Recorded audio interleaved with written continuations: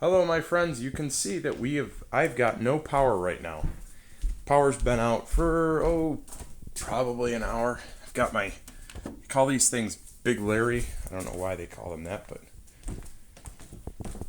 but you know what's beautiful about having a van with a solar generator in it is that if the power goes out, I can plug everything into my solar generator and I can run it for a few hours and play some vintage video games. So that's exactly what I'm going to do, my friends.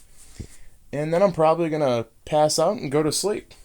But yeah, that nice big old Pecron solar generator that I've got for my van, I just pulled it out of my van and brought it into my room. And yeah, I'm going to play some vintage video games, my friends. It's dark everywhere across the valley. We had a huge rainstorm. So yeah, this is what we're doing. I'll show you my little setup here. Yep.